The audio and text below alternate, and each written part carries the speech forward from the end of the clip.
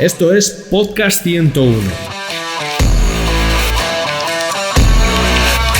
El podcast que hacemos desde FLA 101 para que tengas la mejor información acerca de las principales disciplinas del mundo digital.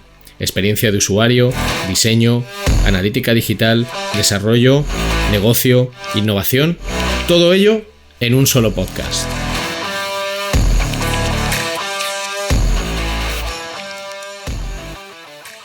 Bueno, pues me ha pedido que haga una introducción. ¿Y ahora qué digo? Bueno, mira, sí, me gustaría conocer al que dijo aquello de... El SEO ha muerto. Oye, si me estás escuchando, tienes pase VIP, pero pase VIP en Podcast 101. Más que nada porque voy a ser yo, que por cierto me llamo Carlos Sanz, el presentador de los episodios dedicados a SEO. Pero eso no importa, no importa. Lo que importa es que esto es Podcast 101.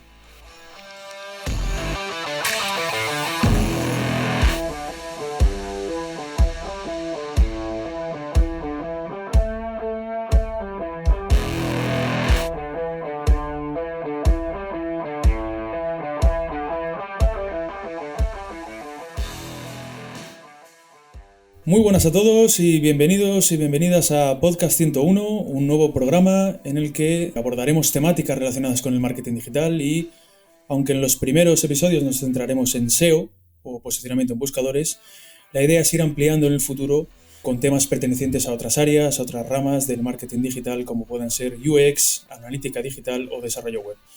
Mi nombre es Carlos Sanz, aunque también me llaman Chiqui, lo digo porque si se escucha Chiqui en algún momento, pues que sepáis que soy yo.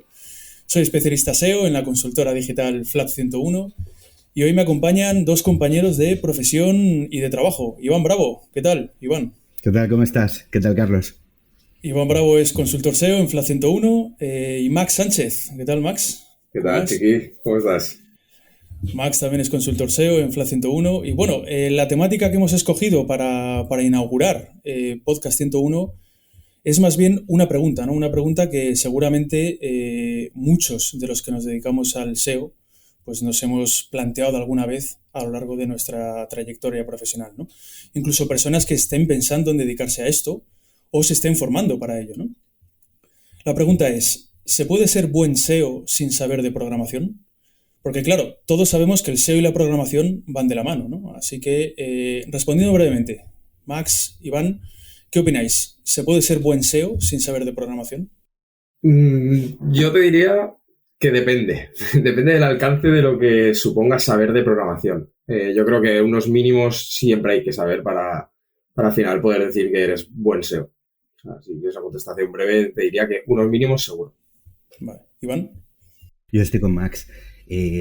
Una cosa es saber programar y otra cosa es tener unos mínimos conocimientos de programación que te permitan hacer tu trabajo en el día a día. Son dos cosas diferentes y contestando a tu pregunta, no es necesario saber programar, pero como dice Max, sí unos mínimos conocimientos técnicos. ¿Y por qué diríais que saber de programación web sí que ayudaría, aunque sea mínimamente, pero sí que ayuda en este caso, ¿no? No sé si podemos hablar de casos así generalizados, ¿no? De grandes áreas del SEO, ¿no? En las que efectivamente sí que ayude, ¿no? Sí que efectivamente ayude saber de programación web, ¿no? Se me ocurren, por ejemplo, las Core Web Vitals, ¿no? Por ejemplo, ahora, ¿no? Tan de moda Sí. hoy en día, ¿no? Sí, a ver, yo por seguir un poco con el hilo de lo que te decía, para mí es un poco el alcance de lo que consideremos programación, porque al final en todos los proyectos yo creo que aunque sean pequeños, medianos o muy grandes, al final tienes un conjunto de stakeholders con los que tienes que comunicarte y muchos de ellos están dentro de lo que sería la rama de técnica dentro del proyecto. Entonces, un poco en esa parte, pues es necesario saber programación, pues eso, esos conceptos básicos seguro. Vale, y en especial en proyectos de grandes sites que tienen su propio departamento de IT con el que tienes que estar comunicándote y, bueno, no todos los departamentos de estas características son iguales. Hay unos que tienen más conocimiento, otros menos, otros están más enrolados con la importancia del SEO dentro del conjunto de todo lo que es la web. Pero bueno, al final, yo un poco por poner un símil, sería como un restaurante, ¿no? Al final, el encargado de sala tiene que saber de cocina. Bueno, pues no, pero si sabe, pues siempre va a poder ofrecer un mejor servicio a ese comensal, que en este caso sería como el cliente, ¿no? Siempre pues poderle dar mejores indicaciones, poder entender mejor, hilar mejor la parte de que no se ve, que sería esa parte de programación o esa parte técnica, con lo que sí que se ve o lo que percibe el cliente. En este caso, pues creo que esos conocimientos son básicos. De todas formas, pues bueno, también hay muchas plantillas, automatizaciones y demás que pueden ayudarte sobre todo en lo que es la extracción. Sí que es verdad que luego la interpretación ya requiere un poquito más de conocimientos, pero todo lo que es extracción, automatización y demás, siempre puedes tirar de plantillas hechas por ahí, que al final está todo inventado o casi inventado, con lo cual, bueno, puedes tirar por ahí para no tener esa necesidad de ser un programador. Vale, al final yo, por ejemplo, no soy programador, vengo de administración y dirección de empresas. No tiene absolutamente nada que ver. Sí, esos conectores, esos SIDs, seguro que tiene mucho que decirnos, Iván, ¿no? A ver, por conectar también lo que comentaba Max por el principio, todo lo que sea conocer un framework o tener conocimientos de un lenguaje de programación o simplemente conocer un poquito más en profundidad el lenguaje HTML puede ayudar a tener mejor comunicación con los desarrolladores. Eso, sin duda, llega el momento de una duda o se queda una tarea encallada y la comunicación siempre va a ser más fluida y te va a ser mucho más fácil poder aconsejar o poder seguir su lenguaje, ¿no? Cuando tienen una duda. Pero sí que es cierto que eso no impide que puedas ejercer tu labor en el día a día y poder orientarle, ¿no? Al final somos consultores, no somos programadores y los límites técnicos están ahí, ¿no? Y con respecto a las automatizaciones que comentaba Max, sí que estoy de acuerdo que ahora mismo hay una moda muy tendente que es el no-code, que es básicamente una moda en el que se está pues poniendo en prevalencia todo lo que sea no programar y tener la posibilidad de realizar automatizaciones mediante Google Sheet, plantillas ya realizadas como comentaba Max. Y la verdad que ayudan mucho en lo que es en el día a día. Por ejemplo, en el caso concreto de un Google Sheets, con un conector hacia Google Search Console, podemos salvar el límite de esas 1000 URLs que tiene la herramienta, lo cual está súper bien. Por añadir un poquito más, quizás, el valor añadido o la diferenciación, y es donde aquí sí que entra el tema de la programación como un valor añadido, es que en grandes sites o si hacemos una consulta muy compleja con muchos filtros, puede que ese Google Sheet se quede atorado, tarde mucho tiempo en devolvernos una sí. O directamente tarde mucho en devolver la respuesta, o incluso no nos dé los datos, todos los datos que necesitamos en ese momento, ¿no? Necesitábamos 50.000 filas y nos da las 25.000 típicas, ¿no? Entonces ahí es donde, por ejemplo, la conexión con Python o con JavaScript hacia la API de Google Search Console, por ejemplo, pues sería un valor añadido. Hablabas antes de las Core Web Vitals. Antes de que Screaming Frog, digamos, adaptara en su entorno, en su framework, la posibilidad de conectarte con la API de PageSpeed, no había posibilidad de sacar datos de Lighthouse a no ser que fuera a través de la API. Y eso no se podía hacer de otra manera que no fuera con Python o con un lenguaje de programación que te trajera esos datos, ¿no? Que recogiera esos datos. Aquí es donde entra digamos esa parte de valor, ¿no? Que tiene la programación. Sí. Además, hoy en día, gracias a Twitter principalmente, ahí se comparte muchísima información, muchísimos spreadsheets para hacer los tuyos, trastear con ellos. O sea que hay cada vez más facilidades en esa parte, sobre todo con lo que comentaba Iván de la moda esta de no code.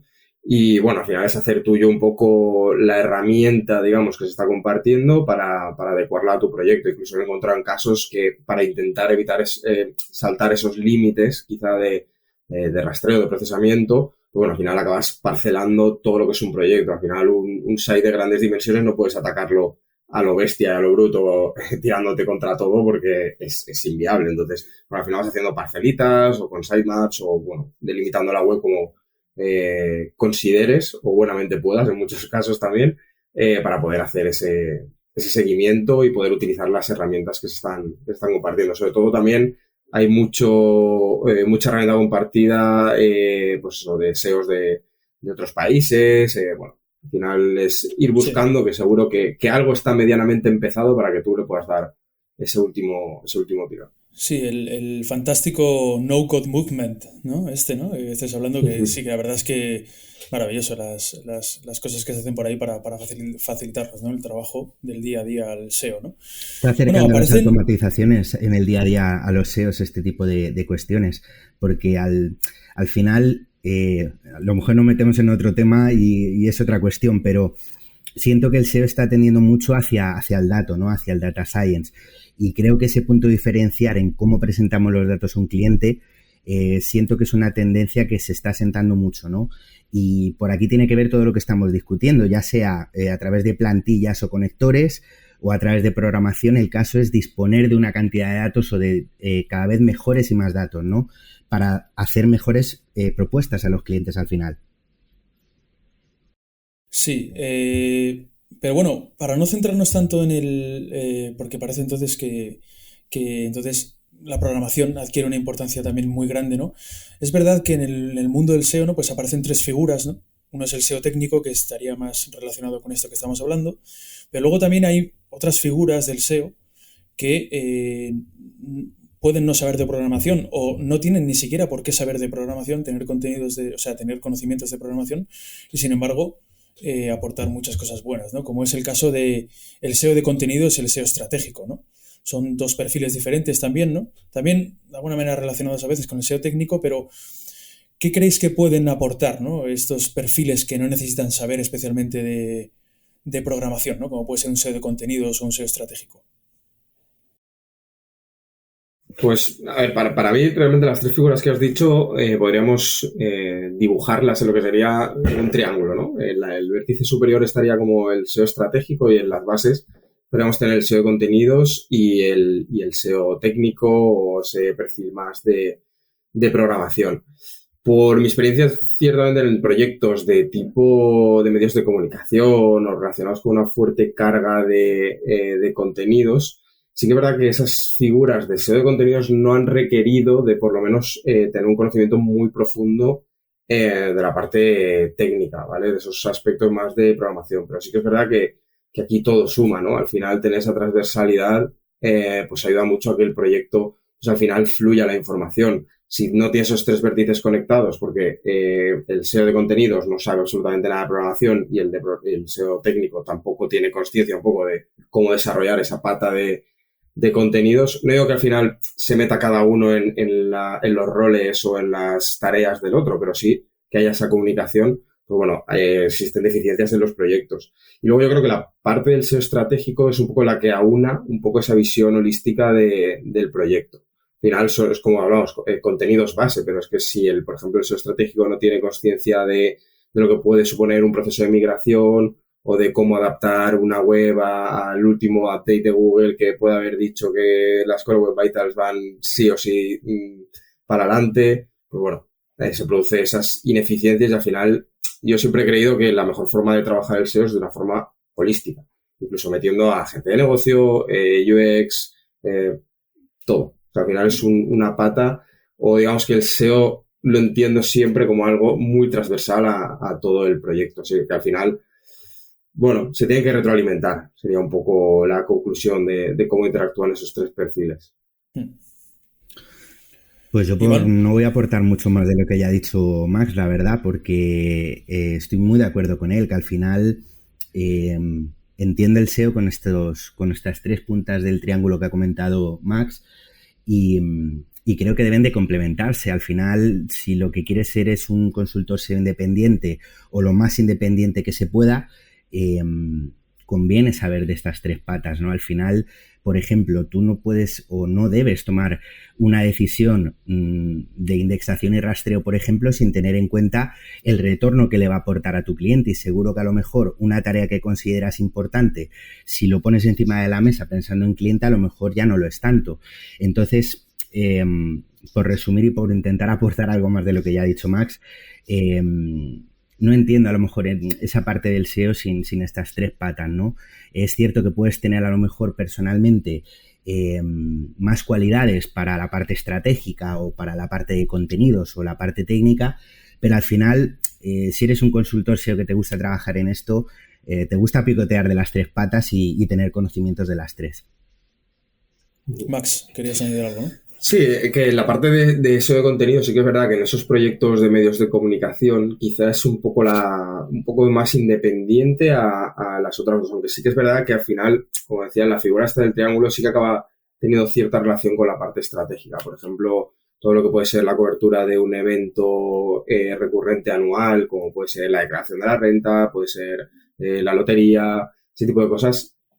Realmente la planificación de contenido tampoco va a requerirte, o por lo menos en mi opinión, no va a requerirte tampoco la necesidad de unos conocimientos técnicos muy bestias para que un SEO de contenidos, puramente de contenidos, establezca una parte estratégica. Pero sí que es verdad que, como bien he dicho en esta frase, necesita esa parte estratégica.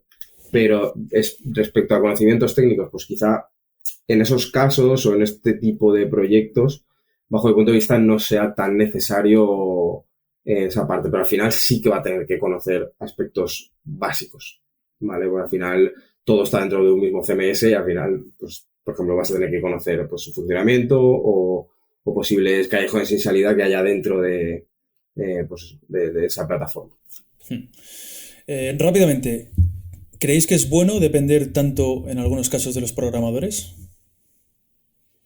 Yo aquí tengo una ecuación y es la dependencia es inversamente proporcional a lo que sepas o el conocimiento técnico que tengas. Para evitar cosas como esto no se puede hacer o esto es imposible o este tipo de cosas. Entonces, cuanto más conocimiento técnico tengas y más entres a jugar en el campo de los programadores, claro, yo creo que... lo que pasa es que yo aquí tengo un pero, ¿no? Y es mi opinión, y es que incluso aunque supieras, muchas veces no hay tiempo físico, ¿no? Para hacer ese análisis SEO, sacar esas conclusiones, extraer tareas y luego implementarlas, ¿no? Muchas veces, ¿no? O sea, por eso los programadores son programadores y no son SEOs, y por eso los SEOs son SEOs y no son programadores, ¿no? Porque muchas veces no hay tiempo de hacer todo eso, ¿no? Entonces, no sé si lamentablemente o afortunadamente, pero sí que dependemos bastante, yo por lo menos esa es la idea que yo tengo, dependemos bastante de los programadores, independientemente muchas veces, no siempre, es verdad, estoy de acuerdo con Max, que hay veces en los que, oye, si es algo que se puede hacer rápido, pues mira, lo puedes implementar tú, lo implementas tú, ¿no? Sin pasar por programación y eso que te ahorras, ¿no? De tiempo, ¿no? Y que se ahorran ellos, ¿no? Pero sí que tengo la sensación de que la mayor parte de las veces o muchas veces los SEOs al final dependemos de los programadores, ¿no? A ver, todo lo que se salga de un CMS y ya estemos hablando de un diseño propio y de un cliente grande, va a tener una dependencia de esa pata técnica importante, ¿no? De los desarrolladores. Al final, lo mejor, llevarse bien con ellos porque van a estar ahí en tu día a día. Evidentemente, si tu cliente, el CMS que usa es un WordPress y tienes los conocimientos para poder instalar ese plugin o hacer esos cambios muy sencillos a nivel frontend, pues adelante con ello. Entiendo que todo lo que se pueda, digamos, ahorrar de tiempo y poder hacerlo por tu parte está bien. Lo que ocurre que en el momento en el que salimos ya de los CMS y nos metemos en diseños propios, ya es programación, entonces ahí es donde ya estamos limitados. Sí, porque hay casos también, ¿no? En los que un programador te dice que algo no se puede hacer, ¿no? O que se tardaría mucho en hacer algo, ¿no? A mí me han llegado a decir que cambiar un title, ¿no? O un H1, que eso se tarda mucho, ¿no? Y digo, bueno, es como no es verdad, ¿no? Entonces, entiendo que, claro, en esos casos, lógicamente, cuando son... porque yo creo que ahí has dado en el clavo, Iván, también, ¿no? Cuando has hablado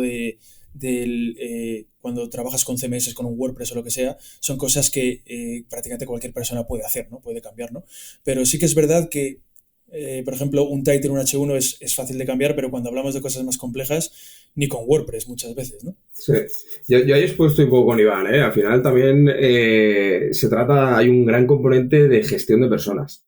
Yo creo que, bueno, por mi experiencia, lo que mejor ha funcionado es hacer un poco el caballo de Troya, ponerte el traje de programmer, viva la programación, viva IT. Totalmente. Y convertir esa dependencia en colaboración, básicamente. O sea, al final, cuanto menos te vean como una amenaza y más como alguien que está jugando en su equipo, más vas a ganar, más va a funcionar todo y más entendimiento va a haber para al final la salud del proyecto, porque hay, como bien decís, en sites grandes o desarrollos propios, es que impepinablemente pasas por su casa, impepinablemente, o sea, ahí no hay opciones de yo me lo guiso, yo me lo como, porque eso es en sites pequeñitos o en CMS que estemos acostumbrados a manejar. Pero es que incluso ya te empiezas a ir a Magentos, Drupal y cosas así un poco más que salgan de la línea de lo que son WordPress, y por huevos tienes que pasar por ahí. Entonces, bueno, al final para mí tiene un componente muy alto de gestión de expectativas, de gestión de personas, de tiempos también, integrarte y saber que al final sus sprints son sagrados y de ahí no vas a poder salirte, a no ser que hayas ganado también esa confianza para meter hotfix y cosas de ese estilo. Pero bueno, digamos que un poco hacer eso, ¿no? Vestirte de programador y que te sientan como un amigo y un aliado y no como el pesado de ser que viene a marear y a pedirme cosas y a molestar. Sí, seguimos con esa relación, ¿no? entre programador y SEO, ¿no? ¿Vosotros sois de los que les dais las tareas a los programadores todo lo mascado que podéis para facilitarles el trabajo? No sé si incluso nos podéis poner algún ejemplo de alguna tarea, a lo mejor que, yo qué sé, habéis tenido a lo mejor que vuestra trayectoria, ¿no? Que habéis dicho, pues mira, esto le facilita mucho las cosas, ¿no? Como puede ser, por ejemplo, a mí se me ocurre cuando tienes que hacer cambios en el enlazado interno, ¿no? Decirle dónde se encuentran esos enlaces, ¿no? Oye, pues mira, cámbiame esos enlaces y darle pistas, ¿no? Pues mira, se encuentran en el footer, o en el head, o en el body, o tienen este anchor text, ¿no? O cosas así para que ellos, a la hora de hacer esos cambios, pues lo tengan más fácil, ¿no? O sois de los que, oye, mira, yo te mando esto, te chuto esta tarea y búscate la vida, ¿no? Pues yo creo que Max ha dado la clave con el tema de los sprints. En mi experiencia, todo lo que puedas bajar a tierra, un ticket, una tarea, siempre va a ser mejor. Pero además de eso, si entiendes sus sprints, es decir, en un ejemplo de un cliente en concreto que tengo en la cabeza, me sorprendió que no los timing de sus sprints, sino que preferían que les creara 1000 tareas pequeñas, que no a lo mejor 3 muy bien organizadas en subsecciones. Para ellos era mejor crear una tarea muy chiquitita, muy concreta, que les permitiera abordarlo en máximo 5 o 8 horas. Entonces, lo que normalmente no habría hecho en el día a día con un cliente, que es crear esa cantidad de tickets tan grandes que hice en ese momento, con este cliente y con estos desarrolladores en concreto, me funcionó muy bien. Y de hecho, en la actualidad son grandes aliados. O sea, ahí entra también parte de evangelización, como ha comentado Max, pero sí que es verdad que esta situación se ha dado así. Sí, yo ahí totalmente coincido con Iván. O sea, tareas poco definidas igual a muchos marrones. Cuanto más lo definas, pues yo creo que mejor. También es verdad que hay que entender que un departamento de IT también tiene muchos perfiles dentro. O sea, vas a tener al que está muy alineado con lo que es el SEO, al junior, al no tan junior, al senior, con lo cual también muchas veces lanzamos las tareas contra un ente muy grande que es el departamento de IT, pero luego dentro se va repartiendo. Así que es verdad que también hay asignaciones y demás, y ya puedes ir conociendo un poco los perfiles. Pero bueno, al final yo creo que cuanto más detallado quede todo, mejor. Aunque sí que es verdad que con el propio trabajo diario con ese departamento, al final sabes cómo va a ser la mejor forma de entregar algo para que se pueda ejecutar en el menor tiempo posible. Y luego también tienes que adecuar un poco a lo que te exigen, ¿no? O sea, al final, por ejemplo, en un departamento de contabilidad te piden que las hojas de gasto las tienes que pasar de X forma, pues de esa forma la tienes que pasar. O sea, no hay más, no puedes innovar y plantear hacerla de otra forma. Entonces, bueno, aquí sí que es un poco mano izquierda y, bueno, poder adaptarte, ¿no? A las exigencias, un poco, ya no diría exigencias, sino más bien a la forma de trabajar. Igual que nosotros como consultores SEO nos gusta que, por ejemplo, un Keyword Research nos venga con X columnas, repartido en clusters, en no sé qué, no sé cuánto. Pues al final a ellos también les gusta que la información les llegue de una forma determinada y, bueno, al final es eso, velar por la salud global del proyecto. Bueno, escuchándoos, claro, se va a hacer una pregunta, ¿no? La pregunta de si cobra especial importancia, ¿no? Esa buena relación, ¿no? Entre programador y SEO y programador, no entiendo que sí, por lo que habéis respondido, partiendo de la idea de que, lógicamente, siempre hay que llevarse bien, ¿no? Con la gente de otros departamentos, ¿no? Entiendo que sí, que cobra especial, yo estoy de acuerdo, cobra especial importancia, desde luego hay que llevarse bien y nosotros como SEOs cobra especial relevancia esta relación que podamos tener, ¿no? Con el programador, ¿no? Otra consulta que me gustaría haceros es la siguiente. ¿Vosotros creéis que es interesante hacerles partícipes a los programadores de los éxitos en SEO? ¿Vale? Es decir, se me ocurre que, por ejemplo, cuando se mandan los informes mensuales, los informes de resultados quincenales, semanales, los que sean, ¿no? A los clientes, ¿no? Pues ponerles en copia a veces a los programadores, porque muchas veces les haces como partícipes, ¿no?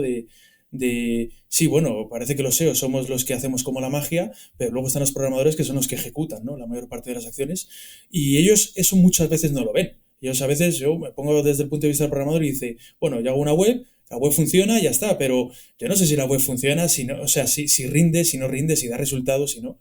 ¿Vosotros veis interesante hacer partícipes a los programadores de los éxitos en SEO? Sí. Totalmente. Sí, es o sea, yo creo que al final es un poco buscar la gamificación, ¿no? Dentro de ese compartir éxitos. Y sobre todo, a mí lo que también me ha funcionado mucho, aparte de eso, de gamificarlo, ¿no? Y de hacerles partícipes y que vean pues todo el trabajo, como luego tiene pues sus resultados, es también sobre todo las comparativas, ¿no? Los benchmark de mirar la paja del proyecto rival y decirles, mirad lo bien que lo habéis hecho, que lo acabamos de pasar o acabamos de hacer esto, o hemos tenido esta implementación que ha salido sin fallos y ahora mirar cómo se han trasladado esto a métricas positivas. Entonces, bueno, al final sí, totalmente, pero igual que hacer partícipes a intentar a todos los grupos de trabajo con los que desarrollas tu día a día, ¿no? Yo creo que es un poco necesidad, ¿no? de comunicación y para también fortalecer esa relación que veníamos hablando antes, que era importante de tener humana con ese departamento. Totalmente. Además, un poco hilando lo que comentaba antes Chiqui de que al final, teniendo esa empatía, esa evangelización con este departamento y entendiendo pues que al final un programador no programa para Google, programa para que el programa funcione, para que la web funcione, y en el tiempo que yo programé, lo que sí que os puedo decir que al que le gusta programar mucho no le interesa mucho el SEO, no tiene esos conocimientos de SEO, con lo que si es un departamento que no está muy evangelizado o les ha costado mucho realizar una implementación, el ser o hacerles partícipes de esos éxitos SEO es todavía más importante, porque es una forma de lo que hablábamos antes, de ganártelos, de llevártelos a tu terreno y de que al final pues trabajamos con personas y es una forma de hacerles un guiño, ¿no? Y decirles, oye, que sin vosotros estos resultados tampoco llegan, ¿no? Sí, totalmente de acuerdo, porque yo os hago esta pregunta porque a mí, en otro trabajo, también de SEO, se me ocurrió en los informes mensuales y en las reuniones que se hacían comentando los resultados, que vinieran a esas reuniones, ¿no? Y os sorprenderíais de lo agradecidos que estaban. Yo me quedé muy sorprendido, de verdad, dije, joder, esto cómo no lo hemos hecho antes, ¿no? Porque realmente agradecen ellos que les impliques en esos informes y ellos poder ver que efectivamente esas acciones, esas cosas que han ido haciendo han surtido efecto, ¿no? Y lo agradecen mucho. O sea, y a mí por eso se hacía esa pregunta. Max, ¿qué tienes que decir? Que también hay que pensar el tipo de información que vas a compartir. O sea, al final yo creo que es igual de malo no compartir que compartir información que no les suponga nada para ellos. Entonces, claro, hay que adaptar un poco, porque al final un informe SEO que puede ir un poco más orientado a esos stakeholders de la empresa, más pues el CMO, gente relacionada con el marketing y demás, quizá no sea lo que a la parte de IT, de tecnología, les importe o les parezca interesantes. Incluso enrolarse un poco también con sus propias métricas de éxito, ¿no? Decir, pues oye, en este sprint hemos conseguido reducir las incidencias o los fallos en tanto, ¿sabes? Un poco hablar también su idioma y entenderles. Entonces, quizá un informe SEO del que suele ser habitual como report periódico, quizá a lo mejor no sea la mejor información para compartir, pero sí, desde luego, compartir con ellos y hacerles partícipes, eso es clave.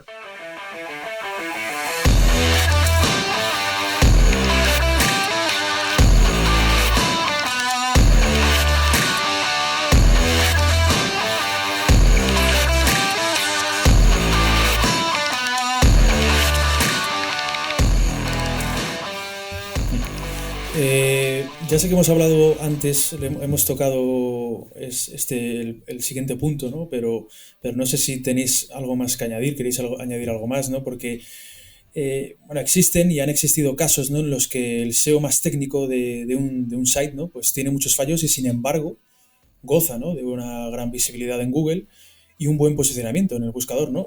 Tenemos el ejemplo de cualquier medio de comunicación importante, ¿no? Por ejemplo, ¿no? Son auténticos monstruos, sites monstruos en el sentido sobre todo de grandes, ¿no? Con muchísimas URLs, con muchísimas páginas, ¿no?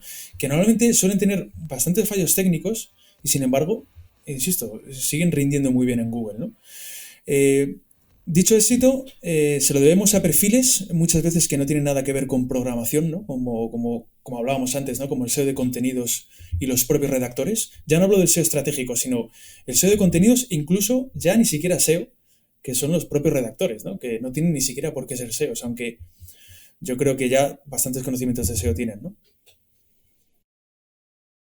Aquí yo soy bastante partidario o sea, creo que deberíamos hacer un poco la pregunta en el paso previo, ¿no? Es decir, todos nos hemos encontrado esas páginas de resultados en las que, ¿pero cómo puede estar esta web aquí si tiene 300.000 millones de fallos? Entonces yo creo que va un poco el punto de partida en ese análisis on SERP de qué tipo de web está, o sea, cuáles van a ser nuestros contrincantes dentro de la página de resultados. A lo mejor hay métricas, por ejemplo, las Core Web Vitals, no es algo ultra relevante en nuestros competidores o al final hacia donde queremos apuntar o la página de resultados donde queremos estar. Entonces, ese entendimiento también luego te va a ayudar a priorizar y a saber pues dónde centrar tus esfuerzos a lo largo del proyecto.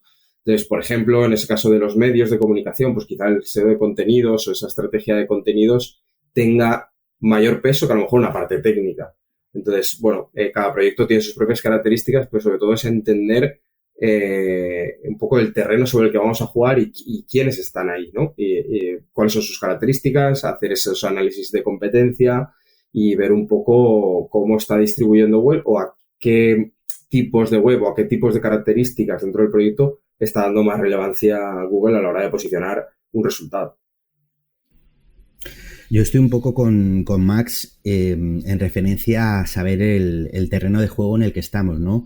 Si estamos en un proyecto en el que tiene unos problemas de rastreo e indexación muy graves, por muy buenos contenidos que se generen, esos contenidos no van a posicionar, con lo que estaríamos hablando de un terreno de juego en el que tenemos sí o sí que mirar esa pata técnica. Pero evidentemente cuando ya nos ponemos en cosas como ha dicho antes Max, Core Web Vitals o en una estrategia de contenidos o editorial, yo creo que ese es otro momento, ¿no? Ese es otro terreno de juego y ahí hablamos de otra cosa que lo que ha comentado muy bien Max, de ese SEO on SERP, ¿no? De ver un poquito la competencia, de ver un poquito cómo se comporta Google en la intención de búsqueda y esos resultados enriquecidos que ofrece e intentar posicionar ahí, estar ahí, que es al final de lo que se trata, seas un medio de comunicación o no. Y poquito más que añadir, estoy muy de acuerdo con lo que ha dicho Max. Sí, además piensa, por ejemplo, Chiqui, los medios de comunicación, la parte de la publi es el archienemigo de las Core Web Vitals y dile tú a un medio, quita la publi o reduce los espacios publicitarios, te va a decir, despedido directamente. Entonces, claro, en ese punto la parte técnica dices, bueno, sí importa, pero es que la parte de contenidos quizá tenga cierto peso, pero claro, luego tienes que ir haciendo tu trabajo, pues eso, puertas adentro para ir ganando poquito a poco ese espacio, para mejorar tu site. Bueno, entonces, como te digo, hay proyectos y proyectos. Luego, por ejemplo, un e-commerce, pues como tarde en cargar mucho, olvídate de que tus usuarios se queden. Entonces va a ser que entre en la visita y salga directamente, por mucho que estés en primera posición. Y luego, pues, toda la repercusión que puede tener en que tu resultado quede en esa posición o vaya para atrás. Me ha gustado. Entonces, bueno, hay que entender el proyecto. ¿Te ha gustado el qué, Iván? Lo del terreno de juego, es que total. Bueno, a continuación ¿cómo se diría? Dos fast questions, no sé, como si esto fuera el Kahoot No sé si conocéis el Kahoot vosotros, ¿no? Lo de las preguntas y todo eso, ¿no? Que es una especie como de juego ahí Sí. de preguntas y tal. Y algunas que son como rápidas, ¿no? A ver si podemos responder así rápidamente las dos siguientes. A un programador puede tentarle la idea de ser SEO. Por ejemplo, en Iván Bravo, aquí presente, tenemos un ejemplo, ¿no? Ha sido programador y luego y se pasó al SEO, ¿no? Entonces, teniendo en cuenta que también es verdad que cada vez son más, ¿no? Los que trabajan codo, ¿no? Con SEOs, ¿no? Y por lo tanto sus conocimientos en la materia pues habrán aumentado bastante, ¿no? Por eso os hago esta pregunta, ¿no? A un programador así rápidamente puede tentarle la idea de ser... Evidentemente que sí, aquí está el ejemplo de que es así.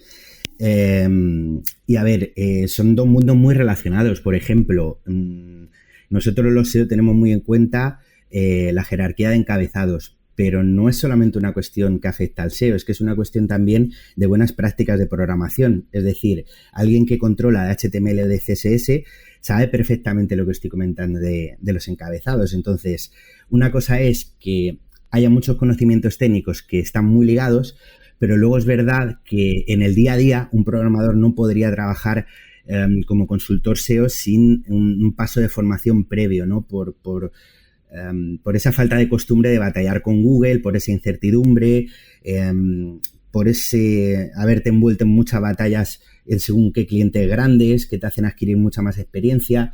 Entonces, al final, en mi caso fue así. Hubo un tiempo de formación en el que tienes que prepararte porque tienes esa pata técnica que te da ventaja a lo mejor con otro tipo de perfiles, pero no por ello no te tienes que formar porque no puedes desarrollar la labor de un consultor SEO siendo programador, es la verdad. Sí, yo te diría que totalmente le puede tentar la idea. Al final, para mí esto es como un videojuego, ¿no? Y tus ramas de skills, pues el SEO es una perfecta skill para añadir y enfocar tu carrera como programador hacia una determinada, con un determinado objetivo, hacia un determinado tipo de servicio. O sea que entonces la segunda pregunta, ¿no? Ustedes, ¿creéis que podría haber programadores que podrían ser grandes SEOs, ¿no? Porque claro, aquí, ojo, porque aquí lo decía Iván, ¿no? Que esa parte técnica pues ya la tienen ganada, ¿no? Seguramente, o muy ganada, ¿no? Pero lo digo porque muchas veces, aunque en el SEO haya parte técnica, muchas veces no es fácil manejar la incertidumbre en los resultados, ¿no? Y los SEOs, lo digo porque los SEOs vivimos con ella día a día. O sea, día sí, día también, ¿no? Con esa incertidumbre de, oye, yo hago este cambio, yo introduzco esto, cambio esto otro, y ya veremos si funciona. Y si funciona, en qué medida, ¿no? Porque a veces no funciona, a veces se queda igual, a veces a peor, otras veces a mejor, pero no como tú esperabas. Entonces, ¿creéis que podría haber programadores, ¿no? Que podrían ser grandes SEOs? También así rápidamente. Yo creo que ya los hay. Ya los hay, ¿no? Directamente, ¿no?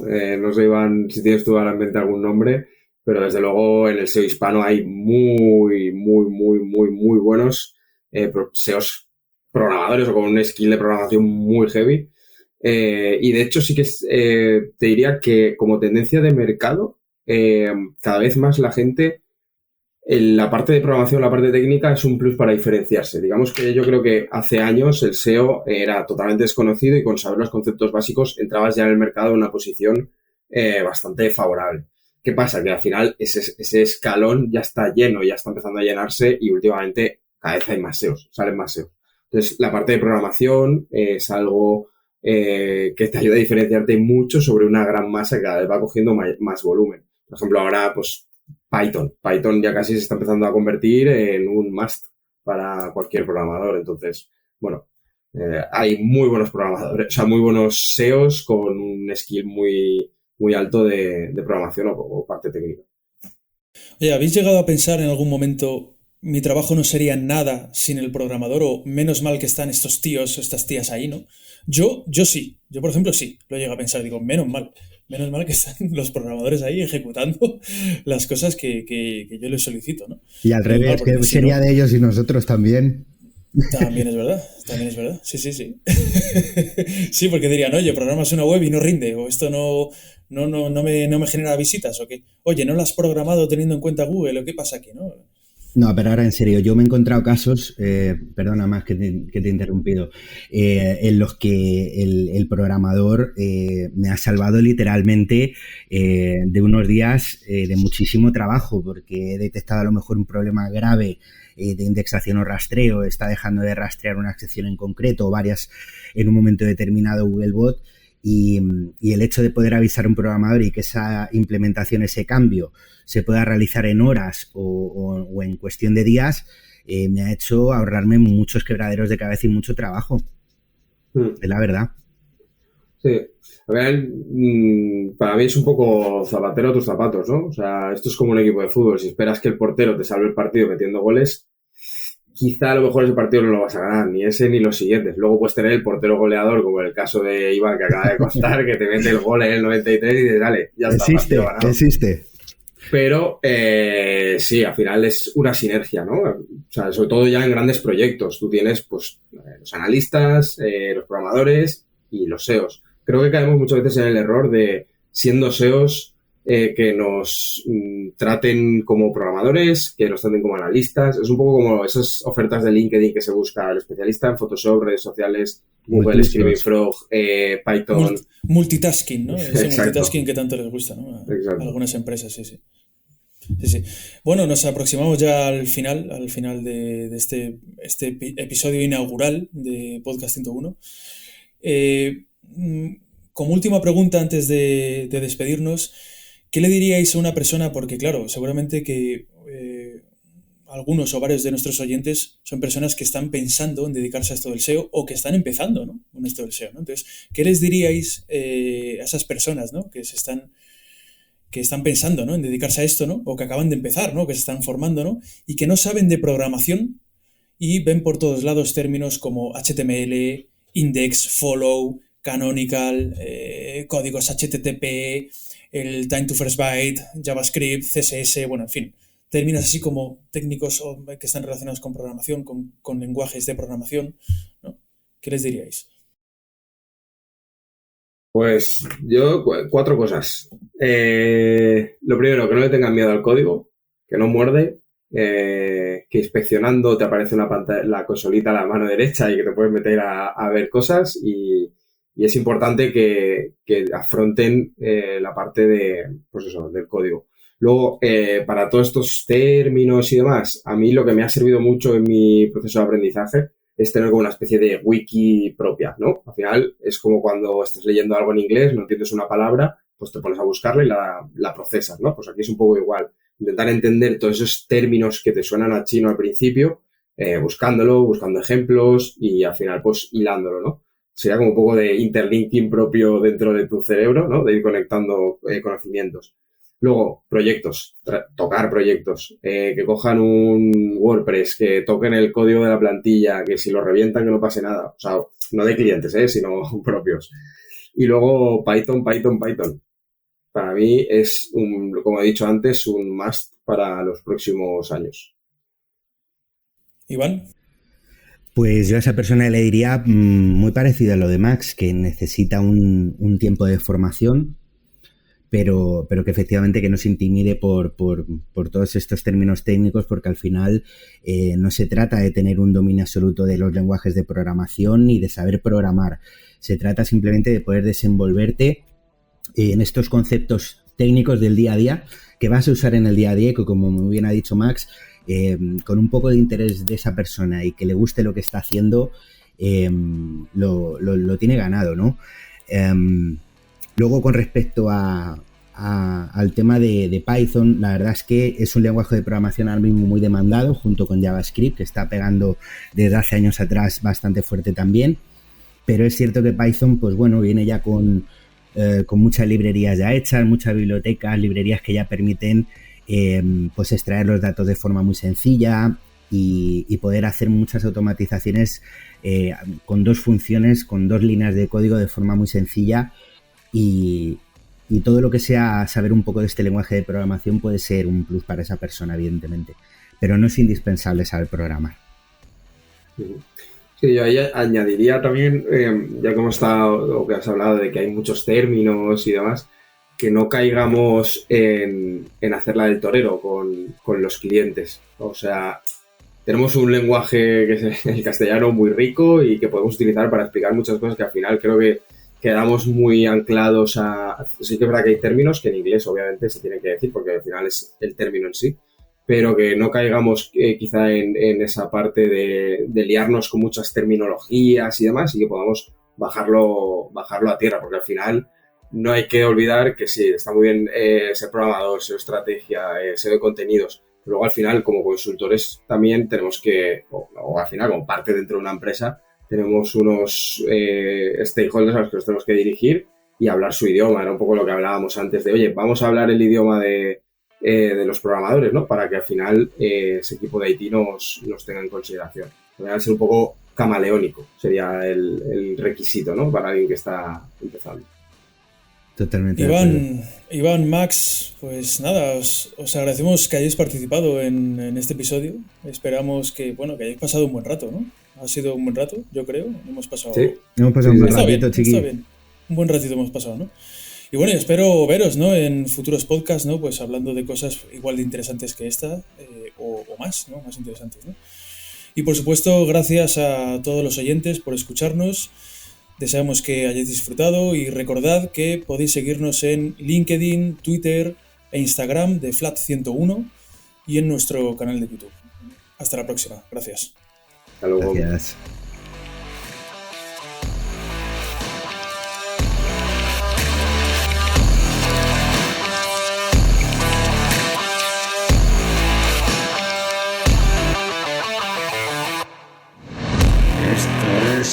Podcast 100.